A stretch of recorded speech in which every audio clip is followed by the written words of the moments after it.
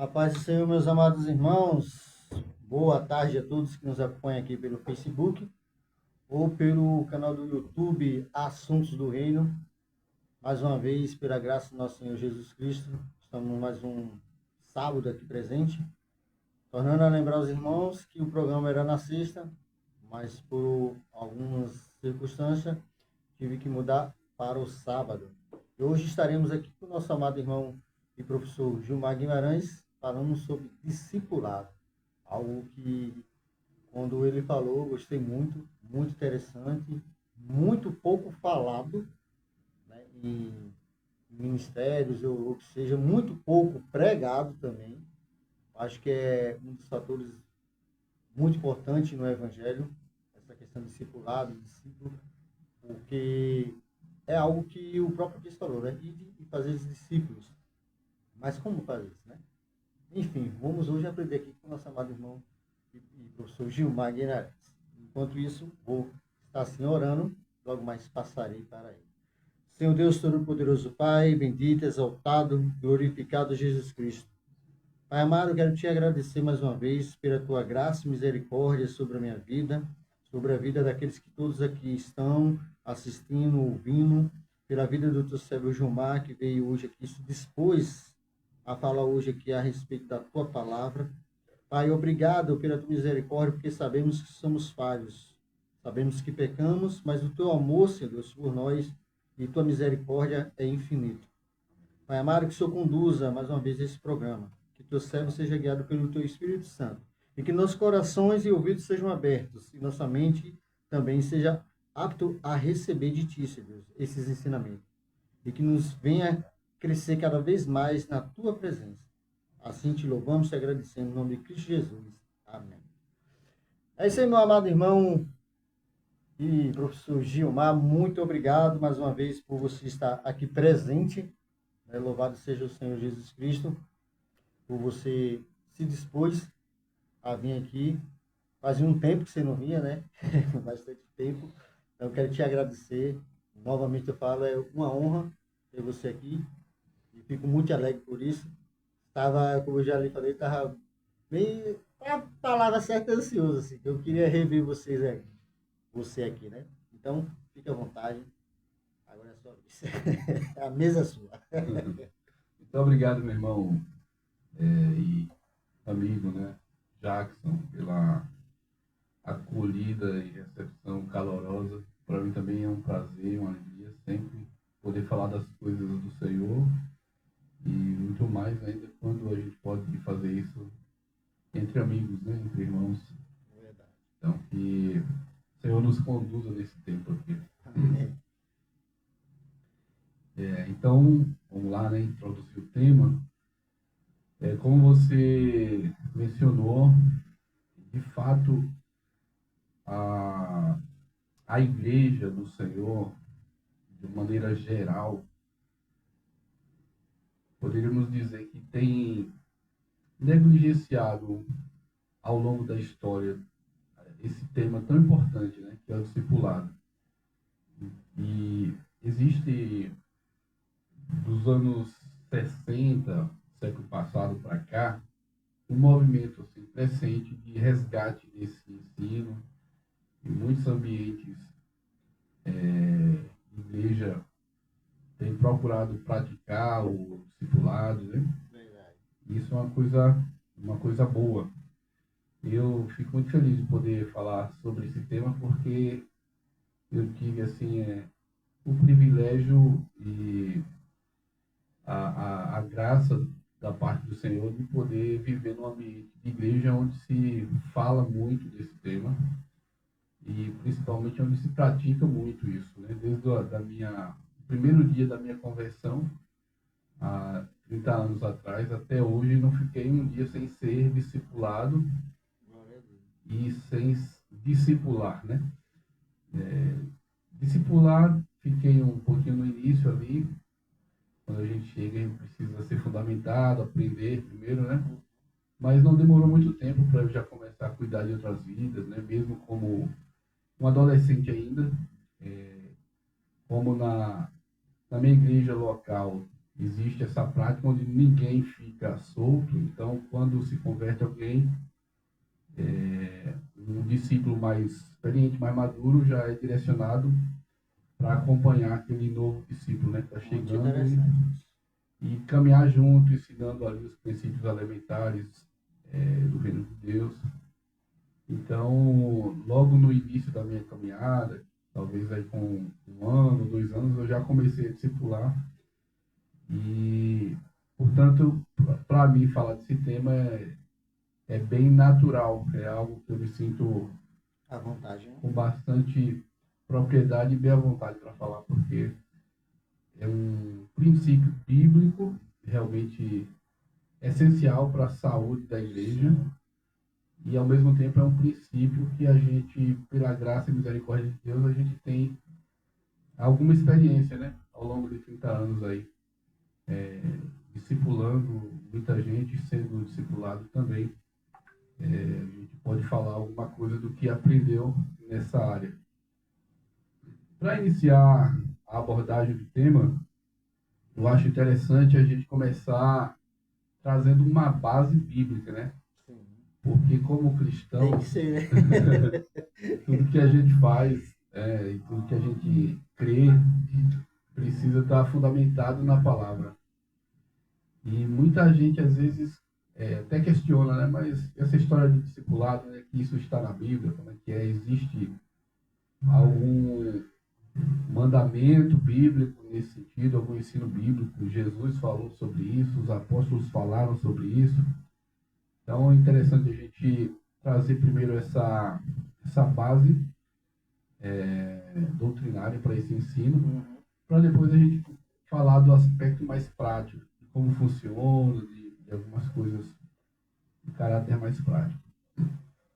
O primeiro texto assim que me vem à mente quando eu falo de discipulado foi o próprio Jesus, né, que uma fala assim direta do nosso Senhor ali naquela passagem que é chamada de Grande Comissão, em Mateus 28, 18 a 20, quando Jesus, antes de ascender aos céus, ele fala para os discípulos o seguinte, para os 12.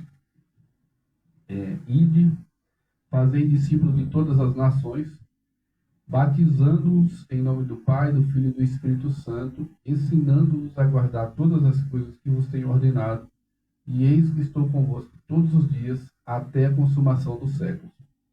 Então, Jesus deu essa grande missão para os 12 ali, mas obviamente isso se aplica a todos aqueles que creem, a todos aqueles que servem ao Senhor, que são discípulos do Senhor. Nós estamos aqui nessa terra para cumprir essa missão, que é ir por todas as nações, por todos os lugares, até os confins da terra, anunciando esse evangelho, né, a toda criatura. E é a este processo, precisamente, que Jesus chama de fazer discípulos, e que nós chamamos de discipulado. Ou seja, Jesus nos deu uma espécie de método para fazer discípulos, né? Como é que se faz um discípulo de Cristo? O primeiro ponto que Jesus ensinou é pregando o evangelho, e quando a pessoa recebe aquela mensagem e ela crê e ela quer seguir, entregar sua vida ao Senhor, Jesus nos ensina a batizar em nome do Pai, do Filho e do Espírito Santo. Ou seja, o batismo tem a ver com enxertar aquela pessoa no corpo de Cristo, que é a sua igreja. E a partir dali ela se torna um membro daquele corpo. E depois do batismo, né, que está no início da caminhada da fé, Jesus continua dizendo, ensinando-os a guardar todas as coisas que vos tenho ordenado.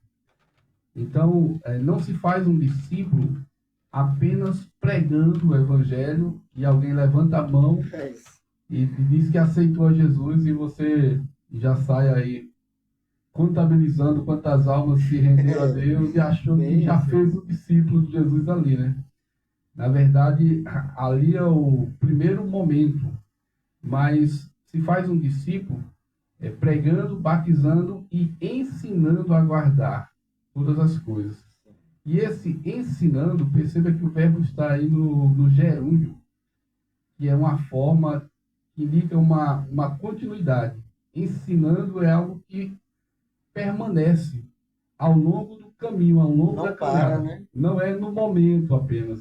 Então não se faz o discípulo quando você prega, quando você faz um evangelismo ou coisas assim e termina ali. Não, é necessário que você traga aquela pessoa para perto, para convivência, para o que a gente chama de vida na vida, e nesse relacionamento que não se restringe aos eventos da igreja, não se restringe aos encontros ali semanais, mas deve ser um relacionamento que faz parte do dia a dia das pessoas mesmo. E nesse relacionamento nós vamos ensinando aquele novo discípulo a guardar todas as coisas.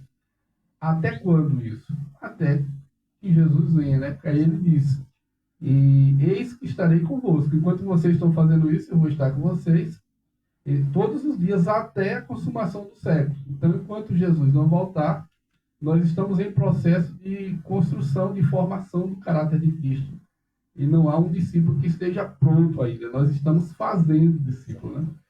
Então, sendo discípulos e fazendo discípulos, exatamente. E nesse fazer discípulo, a gente também vai aprendendo a ser discípulo. Exatamente. E nesse processo, Jesus está conosco até que ele venha. Então, essa é uma passagem que é uma base assim, muito clara, né, sobre a questão do discipulado. É importante também falar o que significa a própria palavra discípulo, discipulado, já que a gente está dando assim, uma geral sobre o tema. Discípulo nada mais é do que aquele que segue os ensinamentos de um mestre, né, que aprende com ele e que segue os ensinamentos de um mestre. É uma expressão, inclusive, até bem mais utilizada no Novo Testamento do que a palavra crente, que geralmente caracteriza mais, né, a pessoa que é convertida, a gente se refere mais como um crente ou um evangélico. Mas, para você ter uma ideia, quando você lê o Novo Testamento, você vai encontrar a palavra discípulo 360 vezes e apenas 15 vezes a palavra crente. Por quê? Porque crente significa aquele que crê em algo. Não necessariamente em Cristo, mas exatamente. E tanto que lá em Tiago, né, a palavra vai dizer que até os demônios creem e estremecem. Então, o próprio diabo também, nesse sentido, ele é um crente. Porque ele sabe da existência de Deus, ele é consciente do poder de Deus e quem é Deus. Então, a palavra crente, digamos assim, que ela não é tão significativa, tão profunda no significado, como a palavra discípulo, que aponta não só para quem crê, mas para quem segue os ensinamentos de um mestre, entende? Então, talvez por isso, né, a preferência aí dos apóstolos, por esse termo no Novo Testamento. Então, é um termo mais carregado de significado, assim, para representar quem realmente segue e obedece ao mestre, a palavra discípulo. E discipulado seria o exercício de alguém mais experiente na fé ensinar a um mais novo, né? Então, isso que a gente chama de discipulado, esse relacionamento mais próximo, uma convivência mais intensa, mas no dia a dia, onde há um ensino, né? Um discípulo mais maduro vai ensinar um discípulo mais novo a guardar todas as coisas que Jesus ensinou. Interessante, duas coisas que você falou aí que me chamou a atenção. Primeiro é essa questão, né? Eu sempre bato nessa tecla. Principalmente quando as pessoas, o crente tal. Ó, você falou certo, crente. Cristão, não digo o que é. Crente pode ser. Há uma diferença de crente e cristão. Né? Tanto que, se eu não me engano, não lembro agora, acho que foi 40 e poucos anos depois de Cristo que veio a primeira palavra de cristão, lá na Antioquia, isso. Os discípulos foram chamados de cristãos pela primeira vez. Porque eles já faziam e andavam como Cristo. Exato. Então, cristão porque tem a aparência de Cristo. Aí eu pergunto às vezes, né, será que nós temos essa aparência hoje? E a segunda é quando você falou sobre a questão de um novo na fé. Ganhou, levantou a mão, ganhamos algo. Hoje as pessoas estão preocupadas nisso. Aí eu ministrei e tantas almas se rendeu. Viu? Mas e aí, foi atrás? Ajudou? Porque há muita conversão e poucos permanecem. Exatamente. E o discipulado já serve para isso, para manter esses novos convertidos, para eles entender e serem firmados na rocha que é Cristo, para que assim permaneça no Evangelho. Exatamente. Nesse sentido, é muito interessante também o texto de 1 Coríntios, capítulo 12, do versículo 12 em diante, quando Paulo também compara a igreja com o corpo humano, né? Uhum. E acho que vale a pena também mencionar esse texto aqui, porque isso tem muito a ver com a questão do discipulado. Sim. Diz assim, 1 Coríntios 12 e 13. Porque assim como o corpo é um e tem muitos membros, e todos os membros, sendo muitos, constituem um só corpo, assim também com respeito a Cristo. Pois em um só Espírito todos nós fomos batizados, em um só corpo, quer judeus, quer gregos, quer escravos, quer livres. E a todos nós foi dado beber de um só Espírito. Então, a primeira analogia aqui que é interessante da gente compreender é que Paulo, quando ele vai falar da realidade da igreja, do corpo de Cristo, que é uma realidade espiritual, de como funciona ou deve funcionar o corpo de Cristo, ele usa a metáfora do corpo humano, para que a gente entenda como deve funcionar a igreja, olhando para o funcionamento de um corpo humano. Então ele vai explicar que, assim como o corpo é apenas um, porém ele tem muitos membros, assim também é com respeito à igreja. Ou seja, há uma só igreja do Senhor na terra. Por mais que existam milhares de denominações, mas há um só corpo, há uma só igreja. Todos aqueles que realmente nasceram de novo, que obedecem ao Senhor, que são fiéis ao Senhor, fazem parte dessa única igreja que lá nos céus não vai ter placa.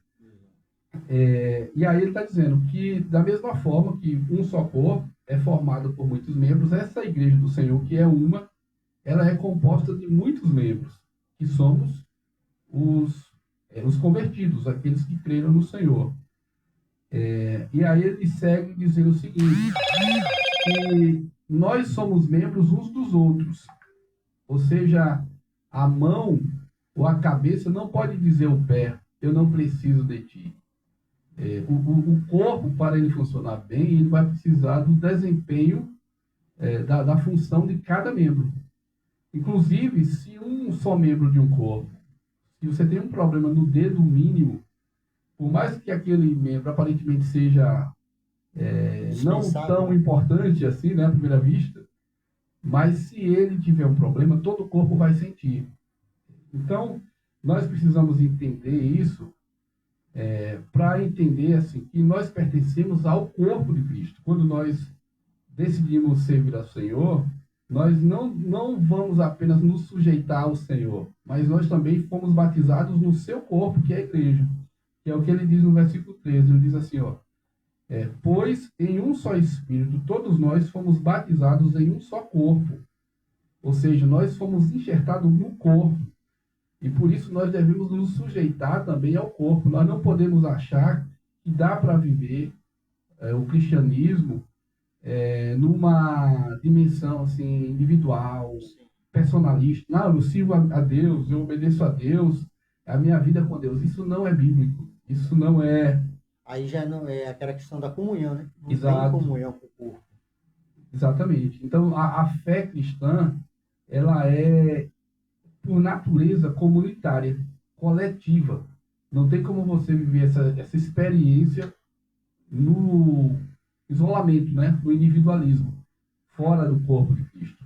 Porque a vida de Cristo está correndo no corpo, que é a igreja, através do Espírito.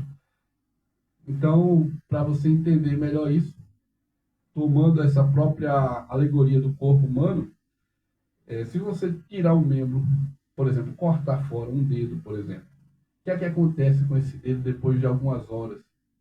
Ele vai apodrecer, vai ficar apodrecido. Por quê? Porque parou de circular nele o sangue. O que mantinha aquele dedo vivo era o fato dele estar enxertado no corpo, porque o corpo alimentava ele através do sangue que circula em todo o corpo. O sangue é a vida. Então, da mesma forma, um membro que está fora do corpo, ele vai morrer. Porque o sangue que circula no corpo, espiritualmente falando, é o Espírito Santo. Através da edificação da palavra, né? E, enfim, de toda a comunhão que está no corpo. Quando você está fora disso, você deixa de receber esse alimento. Naturalmente, você vai morrer. Então, isso tem tudo a ver, mais uma vez, com o discipulado. Por quê? Porque esse alimento que é essencial para manter cada membro funcionando, que está no corpo, ele não vem através de uma pessoa só, de um pastor, de um líder. Ele vem a partir da cooperação de todos os membros.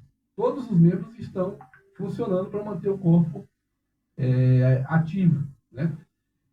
Então, essa questão de todos os membros terem a sua cooperação, o seu serviço, a sua participação, é essencial para o bom funcionamento do corpo, e é exatamente a esse serviço de todos os membros que nós chamamos de discipulado, que vai fazer com que o corpo seja edificado sem depender da figura exclusiva de um pastor ou de um líder. Porque hoje, em muitos ambientes evangélicos, existe muito a cultura das pessoas irem para a igreja, entre aspas, para consumir culto. Então, a pessoa vai lá, senta, ela quer ouvir uma boa pregação, e depois disso ela vai embora e acha que ela está vivendo o ambiente de igreja.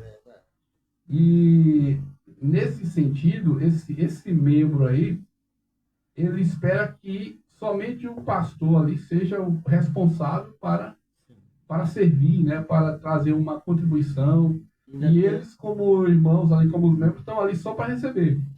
Tem a questão ainda que muitas vezes o membro ainda espalha a comida que quer comer. Exatamente. Tem pregação que ele não come, que Exatamente. não gosta. E aí, assim, quando a gente vai para a Bíblia, a gente vê que esse modelo está completamente por fora daquilo que Jesus e os apóstolos ensinaram. Por exemplo, quando a gente lê aqui, Efésios 4, 11 e 12, a gente vê o seguinte: e ele mesmo concedeu uns para apóstolos, outros para profetas, outros para evangelistas, outros para pastores e mestres, com vista ao aperfeiçoamento dos santos, para o desempenho do seu serviço, para a edificação do corpo de Cristo. Então, o que é que nós vemos aqui? Deus estabeleceu alguns ministérios, que a gente chama de ministérios específicos, porque ele concedeu somente a alguns e não a todos. Quais são eles? O ministério apostólico, profético, de evangelista, de pastores e mestres. Então, esses ministérios foram dados à igreja para quê? Tendo em vista, ou seja, com o objetivo de aperfeiçoar os santos. Porque o trabalho do pastor, do mestre, do evangelista, do profeta, vai equipar os santos, os membros desse corpo, através da instrução, através da exortação, da palavra de um mestre que direciona a igreja. Então, o serviço desses ministérios vão fazer com que haja um crescimento dos santos, um equipamento, um aperfeiçoamento, espiritualmente falando, para ter uma finalidade. Você precisa ser instruído, você precisa ser ensinado para que aconteça algo. Qual é esse propósito que Deus estabeleceu, inclusive os ministérios, para isso? Para o desenvolvimento do serviço dos santos. Ou seja, os santos, que são todos os membros, têm um serviço que eles precisam desenvolver. E não é eu que estou falando, é a palavra. Deus, inclusive, colocou esses ministérios para que esse serviço dos santos seja desenvolvido. E, através do desenvolvimento do serviço de cada um irmão, aí vem o quê? Para a edificação do corpo de Cristo. Ou seja, o corpo, de uma maneira ampla, ele vai ser edificado, não é pelo pastor somente, não é pelo pregador, que às vezes no meio evangélico tem muito essa cultura do pregador, de até endeusar o pregador, do cara que prega bem, que não prega, do bom sermão. A gente fica muito em função do púlpito. E aí, digamos assim, as pessoas comuns acabam se acomodando a só consumir. Vão lá como se fosse uma garrafinha vazia para alguém colocar ali, sair enchendo cada uma delas através de um sermão. Depois vai para casa, aquilo se perde no meio da semana e ela sente necessidade de ir lá encher a garrafinha de novo na semana seguinte, mas não desenvolve o seu serviço. E aí não há aquela edificação que realmente deve vir, que Deus planejou para vir, porque essa edificação não vem exclusivamente através de uma pessoa que é o pastor. Vem pelo desenvolvimento do serviço dos santos, ou seja, cada um... Vamos assim dizer? Exatamente, dando a sua cooperação, cada membro, cada pessoa.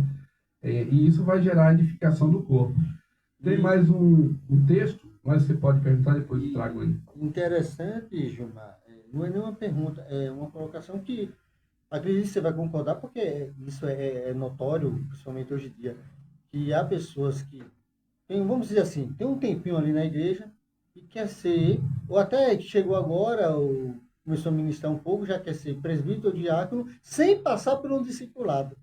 Ah, mas fulano ali já é diácono, já estou aqui, não sou diácono, ninguém me ungiu, mas passou por um discipulado, ou às vezes é colocado como presbítero, como diácono, ou até como pastor, sem nunca ter passado por um discipulado. Aí a igreja vai sofrer, depois vão começar a apontar lá, era crente isso, mas a pessoa nunca passou por um discipulado, nunca entendeu de fato o que está aí escrito e já colocaram lá para quê? Ah, eu preciso de uma ajuda aqui, eu não tenho nenhum diácono para me dar uma força. Ah, vou pegar o irmãozinho, o João ali, colocar aqui, só que João não entende da Bíblia ainda. Perfeito. Aí nem discipulado foi. Você, na verdade, apontou aí para um problema que é gravíssimo. Sim. E que às vezes... Infelizmente tem. Muito. E que às vezes está, digamos assim, na base da maioria dos escândalos que acontecem. Quando você vai ver, é esse tipo de coisa. Gente despreparada, gente que você sequer conhece a vida. Como é essa pessoa fora da igreja? E perfeito. E simplesmente fala bem, né? Se desenrola bem ali com o microfone. Sim. E aí... Chama a atenção, né? As pessoas aí. Isso. Então, já ganha uma responsabilidade, um cargo. É como se a vida cristã fosse uma carreira, assim, um plano de carreira que você tem que galgar degrau por degrau, né? Então, às vezes, a estrutura, como muitas igrejas se organizam, de forma equivocada, coloca, por exemplo, essa questão de cargos, de reconhecimentos humanos, como se fosse o alvo da vida cristã. Exato. As pessoas ficam focadas nisso. E esquece do principal, que é a salvação de Jesus. Está preocupado em ter um carro. Exato. E o pior é que talvez alguém tenha falado, não, mas você não sabe, irmão Gilmar, irmão Jackson, mas Deus falou comigo. Eu não duvido que Deus fale, mas vamos supor que realmente Deus falou. Mas será para agora? Porque Davi, o profeta Samuel, foi lá e ele ainda é jovem, mas só foi reinar já adulto, com 30 e poucos anos. José teve seu sonho moço, foi com 30 e poucos anos também que se tornou governador, assim, tem um tempo, tem um preparo. E Não é essa porque Deus história, mostrou agora que já tem que ser hoje. essa história de Deus falou comigo, Não, eu quis é dizer bem como. complicado, viu? A É, gente tem é, que julgar todas as coisas, né? com certeza. Porque assim, Não, eu quando dei um eu. exemplo, né? Não, Porque entendi. Porque acontece é o isso. que acontece, você É, simplesmente está reproduzindo a fala das pessoas. Mas eu costumo dizer assim, Deus pode falar comigo que o meu coração sim, desejar perfeito. que eu faça, basta que eu deseje alguma coisa, que eu Sim. tenha vontade, para eu ouvir Deus confirmando de todo lado, entendeu? Então, isso não significa nada, a princípio. Alguém dizer Deus falou comigo, é, e a própria Bíblia nos ensina a julgar as Sim. profecias, né? E o Tudo isso profeta, né? precisa ser examinado à luz da palavra de Deus. Como é que Deus fala com alguém? Então, vamos para a palavra para ver Condiz. se condiz com os critérios, né? Da maneira como realmente Deus fala. Agora, rapidinho, me perdoe. 10 segundinhos. E por que quando Deus realmente fala repreendendo não é Deus? Pois é. Mas então, vamos voltar um pouquinho aqui para. Me desculpe, saiu um pouco do Não, tema. não, não, de forma nenhuma, tá legal aí as suas intervenções. Fique à vontade, para interromper quando achar necessário. Mas voltando aqui para o tema, tem um outro texto também, Efésios, capítulo 4, na própria sequência desse texto, só que já na frente um pouquinho, voltando um pouquinho naquele texto que eu li, diz assim, né, que esses ministérios lá foram dados com vista ao aperfeiçoamento dos santos para o desempenho do seu serviço para a edificação do corpo de Cristo. Aí continua assim, até que todos cheguemos à unidade da fé, do pleno conhecimento do Filho de Deus, a ser homem perfeito à medida da estatura da plenitude de Cristo. Ou seja, até que Cristo venha, que a gente se torne homem perfeito aqui no sentido de perfeitamente maduro, não perfeito no sentido de ser incapaz de cometer um erro ou pecar, que nesse sentido não seremos perfeitos enquanto estivermos nesse corpo. Exatamente. Mas há um nível de maturidade que se espera de um cristão nessa terra. E é isso que ele está falando. Até que a gente alcance esse nível de um cristão maduro, e aí segue dizendo lá, para que a gente precisa chegar nesse nível de maturidade, baseado na estatura de Cristo. Para não sermos levados, agitados como meninos, né, por qualquer vento de doutrina, segundo a artimanha dos homens, que conduzem a um erro. Então, veja, quando um corpo funciona, quando há um cuidado, um discipulado, quando há o desempenho do serviço de todos os membros, esses membros eles ficam consolidados e bem cuidados, eles não vão ser levados ao redor por vento de doutrina. O inimigo não vai conseguir roubar um desses membros ali, porque eles vão estar juntos, né? Juntos vivendo a palavra de Deus de forma madura, né? Eles não vão ser enganados. Por isso que o discipulado é importante. Ele vai, além de edificar as pessoas, de ensinar as pessoas no caminho da palavra, vai protegê-las contra os falsos mestres, né? Contra ensinos heréticos e coisas assim. E aí, no final desse versículo, ele diz algo interessante, né? Ele diz o seguinte, que seguindo a verdade em amor, quem é a verdade? Jesus, o próprio Jesus. Aí ele diz, cresçamos em tudo naquele que é o cabeça, Cristo.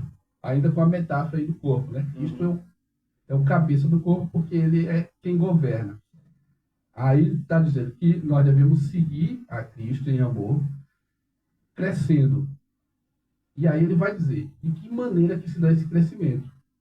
Aí ele diz assim, ó, de quem todo o corpo, aí ele está se referindo ao cabeça, o corpo de Cristo, de quem todo o corpo, bem ajustado, consolidado, como que isso se dá? Pelo auxílio de toda a junta, segundo a justa cooperação de cada parte, efetua o seu próprio aumento. Ou seja, quem é que efetua o crescimento do corpo? O próprio corpo. Como? Segundo a justa cooperação de cada parte. Pelo auxílio de toda a junta. Efetua o seu próprio crescimento para a edificação de si mesmo em amor. Meu irmão, entenda isso. E os ouvintes aqui que estão acompanhando a gente. Uma igreja que não cresce dessa forma, ela só está inchando. Você pode organizar movimentos, você pode criar métodos para atrair gente, você pode chamar pregador famoso, cantor famoso, colocar telões e uma série de artifícios humanos e você pode conseguir reunir muita gente. Você está inchando. Mas não está acontecendo isso aqui, não está acontecendo o crescimento que procede de Deus. E depois, aquele inchaço ali só vai produzir problema, vai ser uma bomba que em algum momento vai estourar. Vai começar a aparecer doença no corpo. E vai trazer escândalo ao nome de Cristo de toda forma. Porque aquele crescimento está vindo produzido de forma artificial, através de métodos humanos, e não segundo um modelo que a Bíblia nos coloca, que realmente traz o crescimento que vem de Deus. Perfeito. E qual é esse modelo, meu irmão? Que vai fazer a igreja crescer de forma saudável e sólida. É quando ela entende que quem edifica a igreja é o próprio corpo. Quem edifica o corpo é o corpo todo. Então a gente tem que se preocupar com cada irmão. Não é centrar na figura de um pregador e achar que esse pregador é bom, veio um pastor aí bom agora, e agora a igreja vai crescer por causa do trabalho dele. Tá com uma visão completamente equivocada, completamente antibíblica. A igreja cresce quando cada membrozinho que chega, cada irmão, ele é discipulado. Quando ele é trazido para o convívio da igreja, ele é ensinado, ele é acompanhado. E esse irmão depois, ele passa a desenvolver o serviço que ele também tem que dar. Não é para ele ficar o tempo todo só recebendo como um bebezinho ali com a mamadeira na boca. Chega um momento que ele agora vai desempenhar o seu serviço e fazer a mesma coisa com outros. Quando todo mundo no corpo entende que cada membro é responsável diante de Deus para edificar o corpo, você não vai para a igreja só para sentar e assistir um sermão. Você também é responsável por Deus para edificar os seus irmãos, para trazer conselho, instrução, palavra de ânimo, consolo, correção, para sofrer com os que sofrem, para se alegrar com os que se alegram. Como é que a gente vai sofrer com os que sofrem e chorar com os que... e se alegrar com o que se alegra no culto? Você não vai conhecer o problema de alguém que chora no culto. Você não vai conhecer os motivos que alguém tem de se alegrar na hora do culto. Isso pressupõe convivência, relacionamento. Então, se o nosso modelo de igreja se baseia em reuniões, a gente só se encontra na hora de uma reunião, de um evento, e fora disso não há relacionamentos vivos, sólidos, de segunda a sexta, de domingo a domingo, na vida comum, essa igreja ela não vai crescer dentro desse padrão, né, que o Senhor estabeleceu. E a gente só consegue essa tarefa, que é extremamente desafiadora, de fazer, fazer entre aspas, porque não é a gente que faz com o nosso trabalho, o nosso braço. Mas assim, a gente só consegue dar a contribuição nossa para que Deus faça com que cada um desenvolva o seu serviço através do discipulado. Quando a gente bota cada irmão, aí o ministério pastoral vai atuar para estabelecer esses relacionamentos de forma objetiva, de forma definida, para que cada irmão esteja vinculado a outro e todos eles entre si se edificando e desenvolvendo um serviço. E aí, quando a gente faz isso de forma intencional, é isso aí que a gente chama de discipulado. Quando a gente chega para um irmão e novo, chegou na fé, chega para o outro ali que já está ali, você vai discipular aqui o João. João, você vai ser discipulado aqui pelo Jackson. A partir dali vocês vão ter um dia para vocês se encontrar durante a semana, para vocês lerem a palavra juntos. Já vai criar o vínculo, né? Exatamente. Você vai na casa dele, você vai conhecer qual é a realidade de Joãozinho. Aí quando você chegar lá na casa dele, você vai descobrir tanta coisa para você poder ajudar aquele irmão, trazer ensino. Sim. Mas se você não vai na casa do cara, eles Inclusive, você só encontra aí na hora do culto. Na hora do culto tá tudo bom, tudo maravilhoso. Ei, irmão João, é aquele caso, ser crente na igreja é fácil. Agora ser cristão em casa, no trabalho, é outra história. Exatamente. Então, o que nós chamamos de discipulados são esses relacionamentos que precisam ter entre os membros do corpo. A gente até usa uma expressão mais genérica para falar de discipulado, que é uma expressão que está no texto bíblico mesmo, não é a gente que inventou, mas está lá, que é juntas e ligamentos. O texto que eu li lá de Efésios 4:16 fala, né, que o corpo vai crescer pelo auxílio de cada junta, de todas as juntas e dos ligamentos. Então, Jackson, perceba que a gente tem aqui, ó, por exemplo, no corpo humano, né, a gente tem o braço e a gente tem aqui o nosso bíceps, ou ombro. O braço está ligado aqui ao ombro, mas que são dois membros. Entre eles existe uma junta que vai fazer com que haja um funcionamento desses membros. Existem os ligamentos. Entende? Entre esse dedo está preso à mão, mas ele só vai se mover aqui por causa de uma junta entre o dedo e a mão que vai ativar esse dedinho aqui. Então, o que a Bíblia chama de juntas é justamente os relacionamentos que ligam os membros.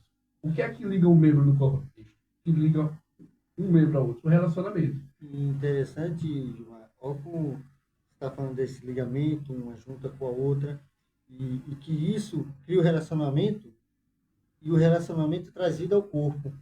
Aí, lembrando disso, se a gente for lá em Ezequiel 37, do Vale dos Ossos, o que é que Deus faz ali para ter vida? Um osso com outro osso, um nervo com outro nervo, carne sobre a carne, teve um ajuntamento, a ligação para poder o corpo se erguer. Exatamente. E quando estava tudo separado, não havia vida. Perfeito. Você trouxe esse exemplo muito oportuno, me fez lembrar de uma comparação também que a gente usa para explicar isso, né? A importância dos relacionamentos na igreja e a importância de cada membro desenvolver o seu serviço na igreja. Que é o seguinte: os membros só formam o corpo se tiver juntas e ligamentos unindo esses membros. Por exemplo, se você recortar cada membro, corta um braço, corta uma perna e vai jogando cada membro do corpo humano dentro de uma sacola. Aí você cortou os ligamentos e cortou as juntas.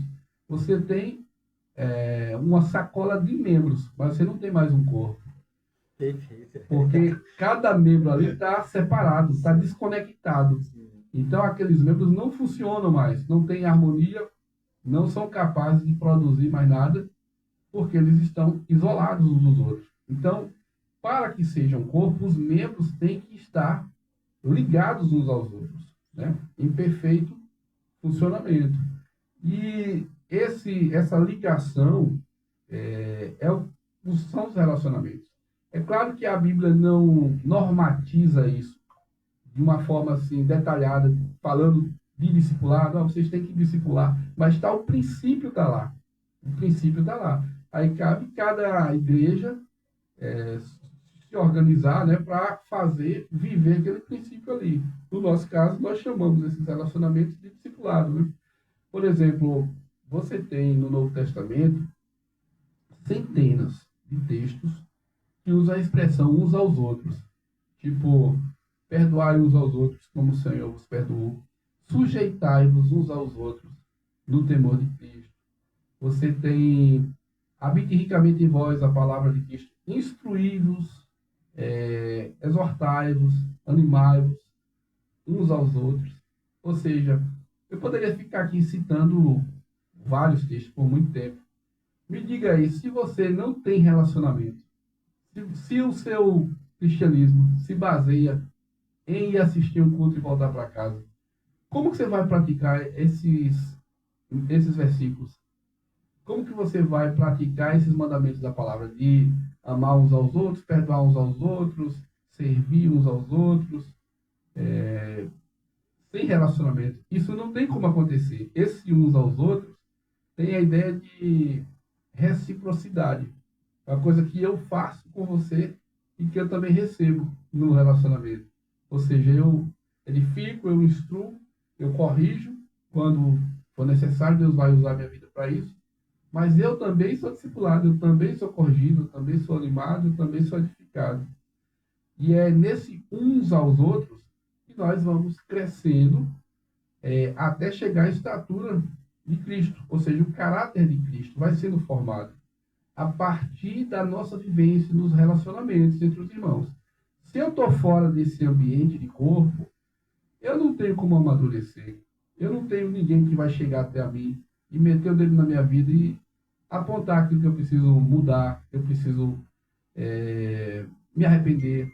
Agora, quando o irmão realmente conhece a minha casa, que vai lá na minha cozinha, que toma café e cuscuz comigo, e come cuscuz comigo, e aí nessa convivência lá, vê como é que eu trato meu filho, vê como é que eu não corrijo meu filho, que ele está derrubando a casa e eu não faço nada. Aí se esse irmão me amar, ele vai poder me chamar de canto com amor e dizer, meu irmão, a palavra diz isso aqui, sobre criação de filhos. Eu queria te animar a ficar atento, a instruir teu filho, a colocar limites, a discipliná-lo, porque a Bíblia ensina isso. Se eu não tenho alguém que realmente faz parte da minha vida do dia a dia e que tenha esse amor, que pressupõe coragem para tocar na minha vida nos pontos que eu preciso me arrepender e mudar, como é que eu vou crescer e me parecer mais com Cristo? Não vou. Você acha que Deus vai sair vai ficar usando o anjo toda hora para vir lhe dizer que você tem que mudar? Não, ele vai usar a igreja, vai usar o corpo que está aqui na terra, os próprios irmãos. Então não existe essa coisa de seguir a Deus fora da igreja, sem congregar, achar que você pode fazer um caminho solo.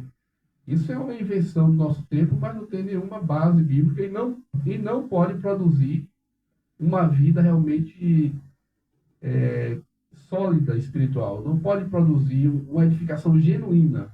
A pessoa que opta por esse caminho, ela vai estar sempre enganando a si mesma, sempre sendo vítima dos seus próprios enganos e pecados e vivendo enrolada, digamos assim, né? Achando que está servindo a Deus. Mas a forma bíblica para a nossa edificação, para o nosso crescimento, é no corpo, porque nós somos batizados no corpo. E deixa eu fazer um atento, você falou aí, e você estava falando, eu estava aqui pensando. Outra questão, isso vai bater em muita gente aí, eu acho que vai deixar muita gente chateada, mas é uma verdade, a não ser que me prove na Bíblia que eu estou errado. Essa questão de anjo, né?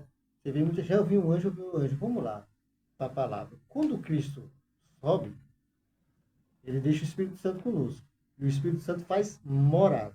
Se a gente for ver na Bíblia, os anjos só desciam para entregar algo na época que o Espírito Santo não estava aqui. Ele só descia em determinado momento, em determinado profeta, era utilizava o profeta, mandava a mensagem e se retirava. Ele não ficava aqui.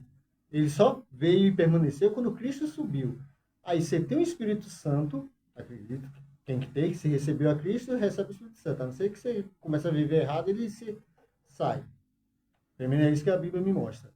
Aí você tem o Espírito Santo, tem a palavra, que no Velho Testamento não tinha era a palavra de pai para filho, oralmente, mas não tinha ali, até certo ponto, não tinha nada escrito. Aí hoje tem a palavra por toda a história. Para que Deus vai mandar um anjo para falar com você se tem o Espírito Santo e tem a palavra? Verdade. Esse é um tema também interessante. Talvez seja uma conversa boa para um outro programa. É verdade. Inclusive, eu tenho até que sair aqui, porque eu vou ter a programação da igreja daqui a pouco. A gente pode ter a segunda parte, não? Com certeza. Pronto. Tá muito boa aqui o papo, muito edificante, muito agradável para mim. Ficaria aqui por horas, né? Falando dessas coisas. Mas, infelizmente, eu vou ter que adiantar por conta do compromisso. Mas antes, só para dar uma palhinha aí, nesse ponto que você tocou, eu acho que realmente é um tema que dá um programa, porque isso aí costuma ser a fonte de muita heresia, de muito engano na igreja, de muita ignorância das pessoas, e que às vezes é usado de forma muito conveniente também para atender os interesses, né, de cada um quando convém ali. E para outros de mau caráter e tal, usam essas coisas também para enganar. E Tem gente até bem intencionada, mas que é ingênua na palavra de Deus, que cai nesse tipo de situação, né, de revelação, de profetada e coisas assim, porque não tem conhecimento da palavra. Então é interessante a gente abordar uma hora um, é um tema desses para as pessoas entenderem como é que Deus fala. Ótimo. Como é que Deus fala biblicamente? Você já me deu tempo, né? O título. Quais são os elementos que precisam estar presentes para a gente ter segurança? É Deus que está falando isso aqui. Ou para a gente ter segurança também de rechaçar uma fala de alguém que vem em nome de Deus e dizer, com toda certeza te repreendo porque isso ainda é de Deus. E ficar em paz, assim, né? Então, será que a Bíblia traz clareza sobre isso para a gente ter com segurança esses elementos para discernir a voz de Deus? Ou será que a Bíblia, nesse ponto, deixou as coisas assim meio vagas e cada um pode ouvir Deus do jeito que acha, né? Do jeito que sente? Então, certamente não. A Bíblia traz luz sobre essas questões e realmente ajudaria muito. Aí, como uma pequena, posso dizer assim, um aperitivo desse tema aí, eu não vou aprofundar, mas só para já deixar uma pista, né? Veja, lá em Hebreus capítulo 1 diz assim: havendo Deus outrora falado aos pais pelos profetas, de muitas maneiras, nos últimos dias nos falou por meio do Filho, a quem também constituiu o herdeiro de todas as coisas, né?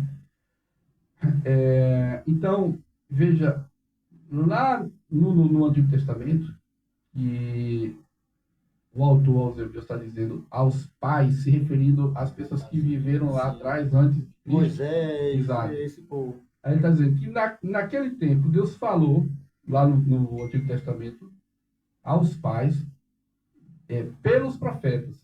De fato, os profetas eram um canal direto ali, que eles ouviam a Deus e ia lá e transmitiam a mensagem para o povo. Mas ele diz que também de muitas maneiras. Por que muitas maneiras? Porque Deus falava lá muitas vezes através de um fenômeno, né, que a gente chama de teofania, que é quando Deus aparece de alguma forma extraordinária, assim, sobrenatural. Com Moisés na sarça. Com Moisés, ou quando alguém está dormindo, ouve a voz de Deus, a voz Samuel, literal. né? Samuel, a voz de um anjo aparece para Abraão, para Ló, ou então através de um sonho, como no caso de José. Sim. Então Deus falou de várias maneiras, até através de um jegue, de um jumento. Deus falou para Balaão. Aí está dizendo, agora, voltando lá para o texto de Hebreus, ele retoma para mostrar como foi no passado.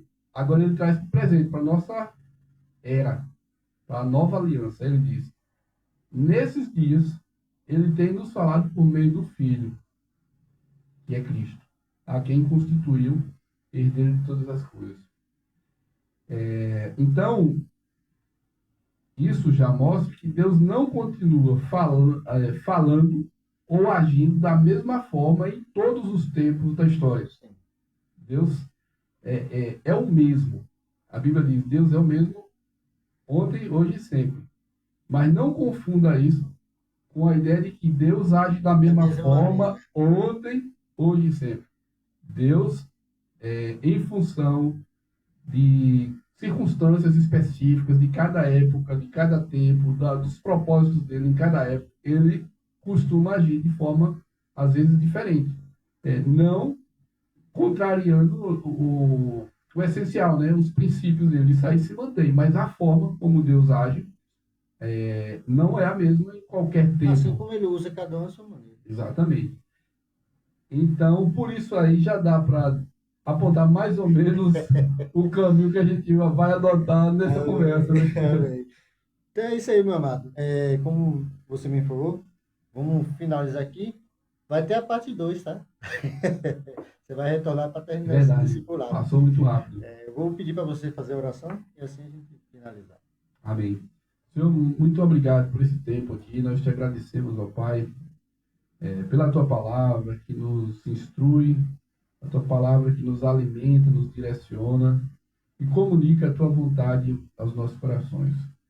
Nos ajuda, Senhor, na realidade da igreja local, a vivermos essas verdades que nós lemos aqui na palavra, sobre as quais conversamos, de poder exercer, desenvolver o nosso serviço, de darmos a nossa cooperação como membro do corpo. Não precisamos ser presbítero, nem pastor, nem apóstolo, nem profeta, e nem um cargo específico para viver a tua vontade. Mas que o Senhor nos ajude, dentro da simplicidade, a darmos a nossa contribuição para que o corpo seja edificado e cresça da forma que o Senhor estabeleceu, de forma saudável e sólida. Em nome de Jesus. Amém. Amém. Glória a Deus, meus amados irmãos. Finalizamos assim mais um programa Assuntos do Reino. Essa primeira parte aqui de discipulado vai estar presente lá no programa, lá no canal do YouTube, Assuntos do Reino. Vá lá, se inscreva e curta. E até sábado que vem, se assim o nosso bom Deus permitir. Fiquem na paz. Você já encerrou também o geral ou ainda, É isso aí. ou ainda tem uma parte aí?